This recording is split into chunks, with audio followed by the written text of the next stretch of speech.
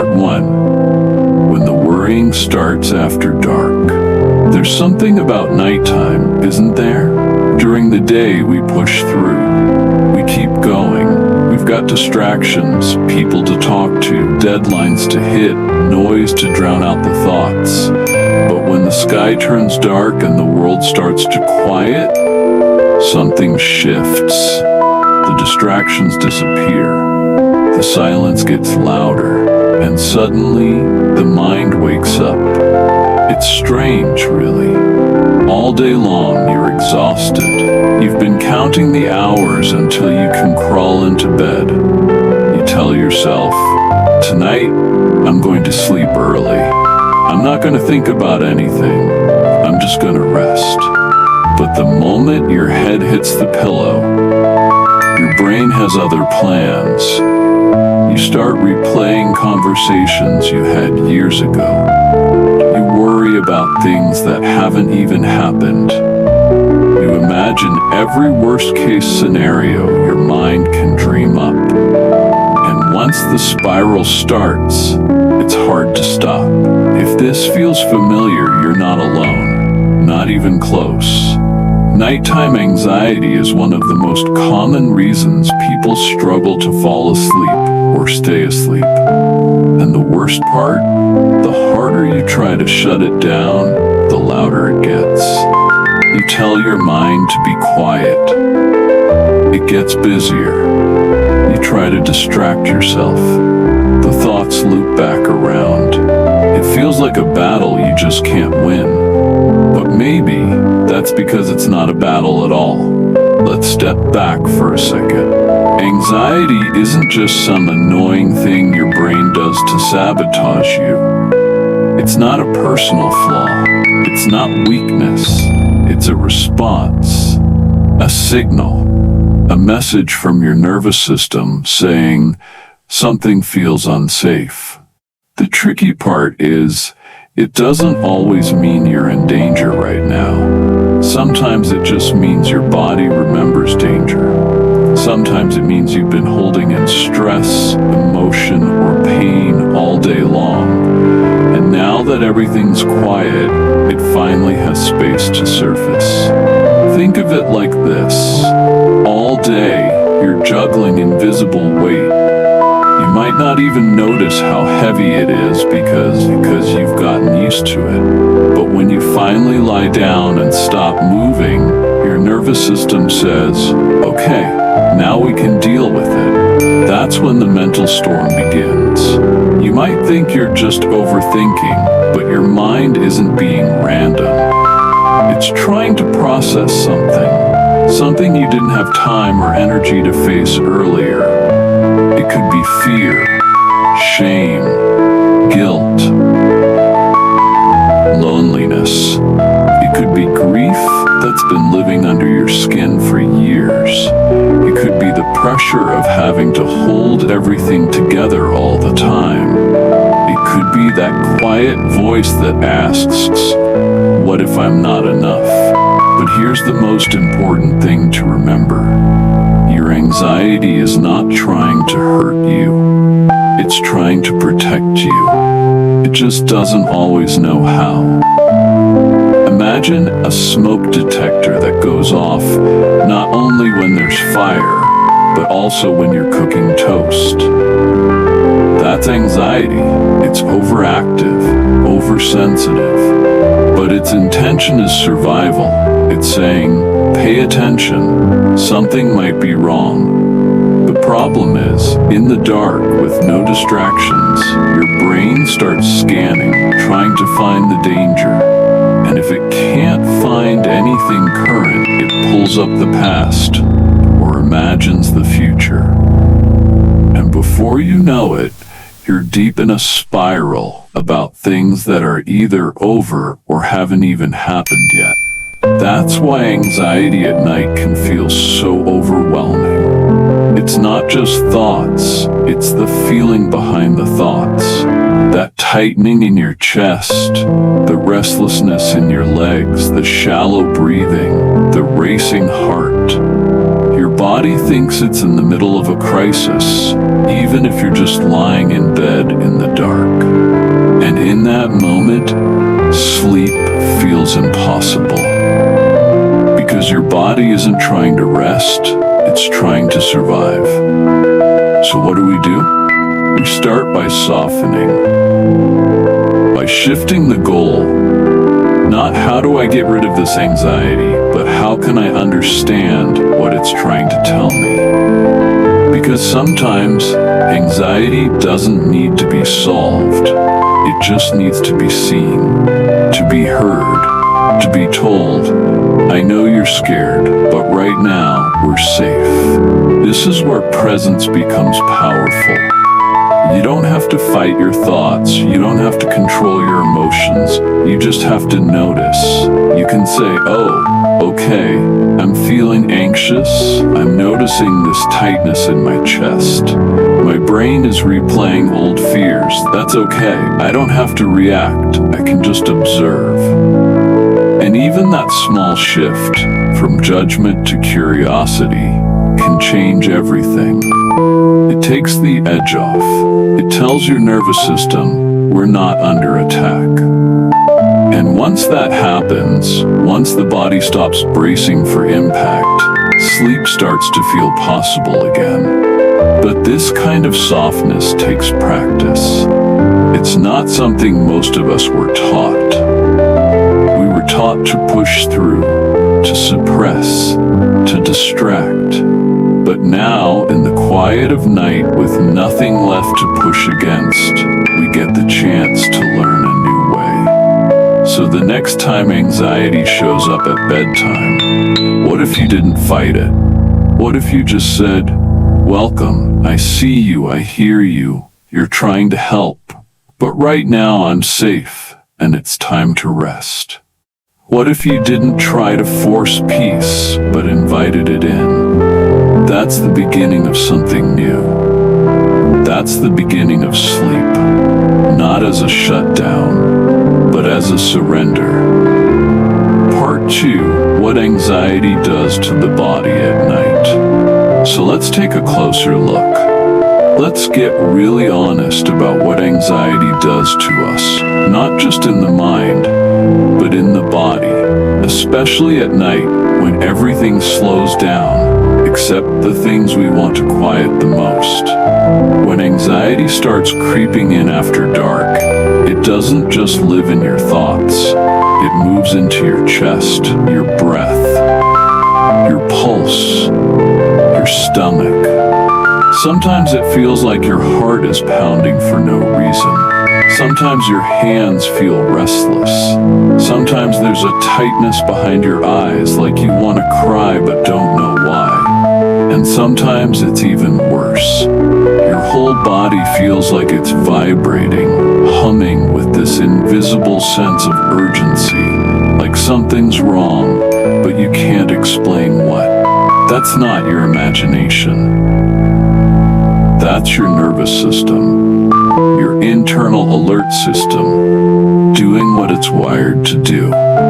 When your brain senses a threat, real or imagined, it activates your sympathetic nervous system, also known as fight or flight. It floods your body with stress hormones like cortisol and adrenaline. Your heart beats faster to prepare for action. Your muscles tense up just in case you need to run. Your breathing speeds up to pump more oxygen. Your digestive system slows down. Because in a survival situation, your body doesn't care about breaking down dinner. It only cares about one thing: getting you out of danger. Now picture all that happening while you're lying in bed. There's no tiger, no emergency, just thoughts. But your body doesn't know the difference. To your nervous system, a memory of pain can feel just as real as the pain itself. A worry about the future can feel just as urgent as a fire in the room. And because your body believes it's under threat, sleep becomes impossible. Not because you're weak, but because your body is trying to protect you. It's trying to keep you alive. That's That's why anxiety and sleeplessness are so deeply intertwined. It's not just psychological, it's physiological. And the harder you try to will yourself to sleep while your body is in fight or flight mode, the more frustrated and helpless you feel, because you're trying to do something deeply passive, fall asleep, while your body is in a state of readiness. And the truth is, readiness and rest don't go together. So what's the way through? If you can't force sleep and you can't just shut off anxiety, what can you do? You begin by helping your nervous system feel safe again. Because the opposite of fight or flight isn't sleep. It's rest and digest. That's the role of your parasympathetic nervous system. It's the calming part of you. The part that slows your heart rate, relaxes your muscles, deepens your breath, helps you feel grounded. And the beautiful thing is, even though you can't always control your thoughts, you can activate this system through simple, gentle practices. It starts with breath. Slow, intentional breathing. In through your nose, out through your mouth. Not forced, not perfect, just steady. When you exhale longer than you inhale, it signals to your brain, we're safe. You're literally using your body to speak a language your mind can understand. No matter what your thoughts are doing, this one act starts to shift your physiology. And if breath alone doesn't feel like enough, there are other gentle tools. You can place one hand on your chest, one hand on your belly, and just feel yourself breathing. That small touch is reassuring. It's grounding. It brings you back into your body. Or you can hum softly. That vibration in your throat stimulates the vagus nerve, one of the key messengers of calm in your system. Even a few minutes of humming can bring your heart rate down. Another practice, try gently tensing and then relaxing your muscles, one area at a time. Start with your toes. Hold tension for a few seconds, then let go. Move to your calves, your thighs, your stomach, your shoulders. This not only brings your awareness into your body, it also gives your muscles a chance to reset. It's a way of saying, you don't have to be on guard anymore. You're safe now. And sometimes, all it takes is turning toward the anxiety instead of away from it. You might whisper to yourself, I know you're trying to protect me. I know you're scared, but right now I'm okay. I'm just lying in bed. Nothing is chasing me. Nothing is threatening me. I'm safe here. It may feel silly at first, but your body listens. Your nervous system listens. And the more often you offer those messages, the more your body begins to believe them. Remember, this isn't about eliminating anxiety. That's not realistic. Anxiety is part of being human, especially in a world that constantly bombards us with reasons to feel overwhelmed. The goal isn't to never feel anxious. The goal is to recognize when anxiety is running the show and to gently take back the wheel. Not with force, but with compassion, with breath, with presence. And you don't have to do it perfectly. Some nights, your body will still be tense. Some nights, your thoughts will still spiral. That's okay. It doesn't mean you're failing. It means you're human. And you're learning. Every breath you take when you could have panicked is progress.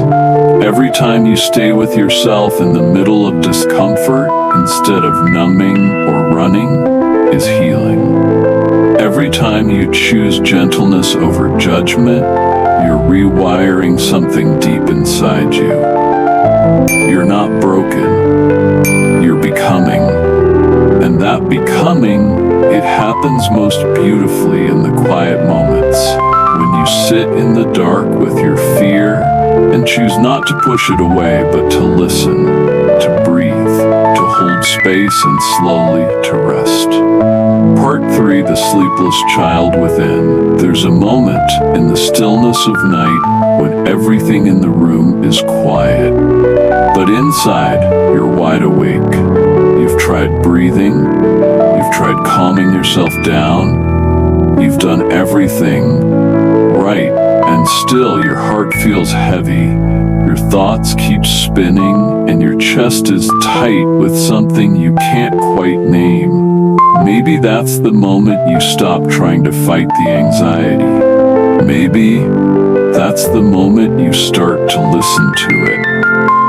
Not to its stories, the fears, the what-ifs, the loops, but to what it really wants underneath the noise.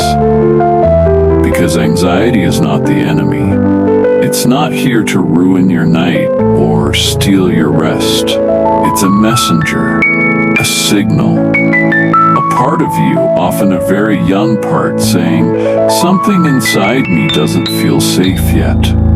Not because you're in danger, but because somewhere along the way your system learned to live in a constant state of readiness. Somewhere along the way, your inner child decided it was safer to always anticipate what could go wrong than to fully relax and let go. And that part of you, it's not bad. It's scared, it's tired, it's been carrying too much for too long, and all it really wants is to know someone is here now, that someone sees it, that someone is listening, that someone is you. So maybe tonight, instead of trying to silence that part, you sit with it, you let it talk, you let it tremble. You say, I know you're afraid, I know it's hard to trust, I know sleep feels like surrender and surrender feels unsafe, but I'm here now. You don't have to be on high alert anymore. You're not alone in the dark. I'm with you. I've got you. You may not even realize how long it's been since anyone said that to you, how long it's been since someone truly meant it. But the truth is, you can say it to yourself, and when you do, something begins to shift. Not suddenly, not dramatically, but gently, like the soft sound of wind rustling through leaves, like the slow breath of the ocean at night. That shift doesn't always lead to sleep right away, but it leads to safety, and safety is what makes sleep possible. You see, sleep isn't just about darkness and stillness. It's about trust. Trust that the world will keep spinning while you rest. Trust that you don't have to carry it all through the night. Trust that you don't have to figure everything out before morning. That kind of trust doesn't come easily when you've lived in fear, but it can be relearned. Slowly, gently, one breath at a time. You're not weak because you're anxious. You're not broken because you can't sleep. You're a person who's been asked to hold too much, too quietly, for too long. You're a person who's learned to survive in overdrive, and now you're learning to rest again. It's okay if it takes time. It's okay if some nights are harder than others. It's okay if progress looks like waking up once instead of 5 times, or falling asleep an hour earlier than usual, or simply noticing the anxiety and choosing not to judge it. That's healing. That's what it looks like. Not a perfect 8 hours, but a softer heart, a more compassionate mind, a nervous system that piece by piece begins to feel safe in your own skin again. And one night, maybe soon, maybe not yet, you'll notice something. You'll lie down in bed, and your body will sigh. Not a dramatic thing, not a movie moment, just a quiet release. Like your muscles trust the mattress, like your breath slows on its own, like your mind doesn't have to scan the horizon anymore, and you'll know deep down you're coming home to yourself. Sleep, after all, is not the goal. Peace is.